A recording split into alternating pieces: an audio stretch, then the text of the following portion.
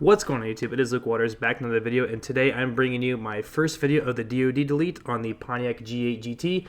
This was a spur of the moment idea. I was not originally going to throw a cam in this car, but I said, you know what? Got this car over the winter, I might as well tear it apart and just see what this 200,000 mile engine really looks like. Now you might notice in the beginning I am using gear wrenches to take off the coil brackets. Well, that's because my 10mm broke right before I wanted to make this video, so that was very convenient. I ended up running to the store and grabbing another 10mm, but as you can see, I'm making quick work of getting these coils off. Basically, there is, I believe, 6 or 8 bolts on each side. And as you can see, I pull this out, and yeah, there's a lot of rust and buildup and corrosion on these things because obviously this car was not treated very well. So I'll be repainting those as well, making them nice black and shiny. Once the coils are off, I have to take off the fuel rails and disconnect those and get the intake manifold off the car. But the first thing I do is I take this tool and I stick it on the fuel rail. You kind of have to finesse it a little bit. I had to go out and buy one of these as well because my old one was missing. Could not find it. Use the bigger end of it. It's a 3/8, and I believe it's the 5/16 side that you need to use, and it just takes the fuel rail off right away. I noticed some fuel spills out. I put a little rubber cap over that to prevent more fuel from spilling out in the garage and causing a nasty spill. So as I'm peeking around the engine, I've got these vacuum lines and Evap hoses in my way. Now, I really hate the design on the G8 when it comes to these because every fitting is different. They don't make them the same, but different sizes. The ends of them, how they lock in is different, and it's very irritating to get them to come off. So I'm trying to figure out how I want to reroute these and get those off. I'm also unplugging the injectors as well. And I think I'm going to delete the Evap as well. I'm just going to get rid of it. I don't think there's really a point of having it. It's for emissions, and I live in Indiana, where we don't really have emissions. So I think I'm just going to do away with it, tune it out, and clean up the engine bay a little bit. But as you can see, I pulled it out in one piece, and I have never done that before. So that was pretty nice. I didn't realize you could do that. I thought you disconnect everything, but nope. Turns out if you do everything right, you can take it all out in one go. And here I am loosening the intake manifold. If you notice, before I use an impact, I will always have my ratchet to break the bolts loose, because if you don't do that, you run the risk of breaking sockets, which is how I broke my 10mm. And yeah, the impact makes quick work of all this. I believe this is it's an 8mm or 3/8. I use just, I believe it's standard, just 8-10mm sockets. I know it's probably not the most correct ones to use, but I never stripped a bolt yet, you know, knock on wood that I don't do that. But it's been good luck with me so far. So when you pull the intake manifold out, make sure you pull it out gently because there is a vacuum line on the back connected to the brake booster. And you want to disconnect that with a pair of vice grips or needle nose pliers. I think in this video, yeah, I use needle nose pliers. And just take it off gently and make sure you don't crack anything. Like I said, when you pull it out, you don't want to break that T off in the back of your manifold, or it'll cause one heck of a headache of a mess.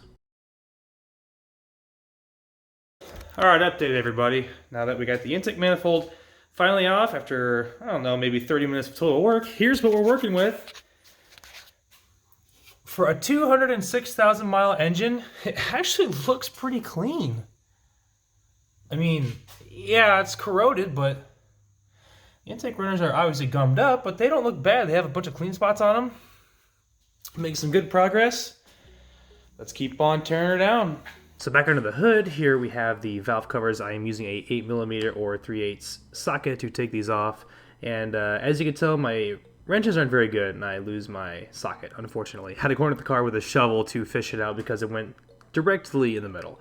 But like I said earlier in the video, make sure you crack your bolts loose before you use an impact on them, or you run the risk of breaking sockets and just causing yourself a headache in the long run. There's only 4 of them holding them on, so you just loosen them up, take them off, and it's pretty simple, really. Oh, man. Whoops. Let's take a quick look in here.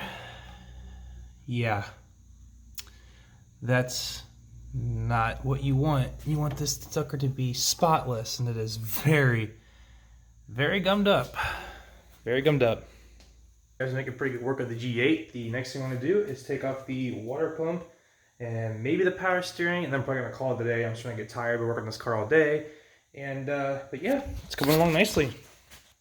Almost nice and disassembled. So first things first, the water pump has to come off. It is held on by, I believe, 8 10mm fasteners. Like I said, I made quick work of this with just a 3/8 ratchet. Can't really fit the impact near very well with the radiator in the way. I may end up pulling the radiator out later on when I swap out the cams, just to give myself some more room to pull the old one out and put the new one in. But like I said, you loosen these up, And you might notice on the left side of the screen, it's going to change the transition. Yep, look at all those hoses off. I lost my channel locks. I had the hardest time finding them, and turns out they were right in front of me the whole time. So look at that, all the old coolant coming out. Everything looks gross and corroded. These things need, every part of this car is getting power washed, so don't worry. And a lot of it's getting painted as well to make it look nice and spiffy. And I decided to take the timing cover off, which was the wrong thing to do, because it turns out the power steering pump is in the way, and so is the alternator as I switch to the power steering pump. It is held on by 3 15mm, 2 in the front, 1 in the side towards the back on the driver's side head. The one on the driver's side head fought me a lot because I couldn't really fit a socket back in there. I had to use a ratchet, a gear wrench. In doing any kind of work on any car, having the right tools will make life so much more simple, and I don't have a wide range of tools. Mainly because tools are very expensive and I don't really use them a whole lot, but when I do, for some reason I use the cheapest crap available. But I decided to get myself some gear wrenches a couple years back, and it was a lifesaver. They make working on cars so much easier, and having them around is nice. But one thing to keep in mind when you take up these power steering pumps is make sure your reservoir is loose, because if that pump decides to drop and your reservoir is held on, those lines are going to get a lot of stress on them. You don't want to tear them, you don't want to crack them, you don't want to rip them. So make sure it comes loose like I did there. You have to pull it back with a screwdriver on the back side. There's a little metal tab. And now working on the alternator, I didn't realize there was a bolt behind the pulley. It's kind of hidden. I didn't really see it at first, and I'm kind of wondering, I'm like, man, why won't this alternator come off? Turns out there's a 15mm buried beneath that pulley, so you got to remove the pulley in the front to get access to that 15mm, and then once you get access to that, it should come right out. I was hitting it with a hammer. I was like, why is this coming off? You know, with all the corrosion, I figured maybe it was just stuck on the engine, because like I said, everything's so corroded just from lack of care and maintenance.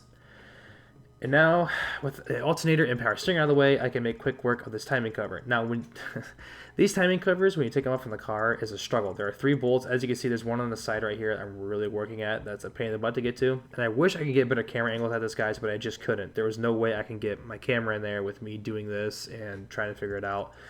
There is one on the side to lower the wiring bracket. Now, you need to lower the wiring bracket to get access to both the bolts on the bottom of the timing cover that's holding on the oil pan.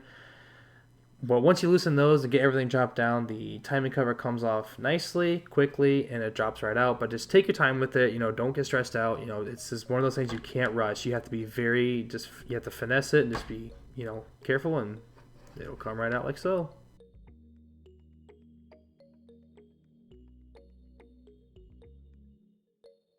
Alright, so there you guys go. This is going to be part 1 of the cam DOD swap. Like I said, I don't know how to do this commentary stuff yet, so I hope this video was good. But here we go. This is where we're at. Oh, hold on. There we go. Day 1 down to the camshaft. That's basically the camshaft right there. The only thing left to do is to pull the heads off, the valley cover, the oil pump, drop the pan, and the cam's ready to come out, and the new lifters and cam is ready to go in. You know, that wasn't too bad. This is maybe a total of 2 hours of work throughout the day. I had a couple breaks in between. Yeah, this is it. Going pretty well, I think. This engine's definitely dirty, and it was definitely needed some love. As you can tell, part of the timing chain tensioner fell off, so that's not good. It's down there, actually, chilling almost in the oil pan. There's your other side, and then you can see that orange part is supposed to be up here. So, but everything looks good. No abnormal wear. Surprisingly, this side head looks like it's brand new. And then look at this side. Dirty and nasty. So anyways, if you guys enjoyed the video, please get a thumbs up, answer if you haven't already. Part 2 will be out very soon. And I'll see you guys in the next video. By the way, any questions on how to do this, if I missed something in the video with my commentary, let me know in the comment sections down below, and I'll do the best I can to answer them. Thank you.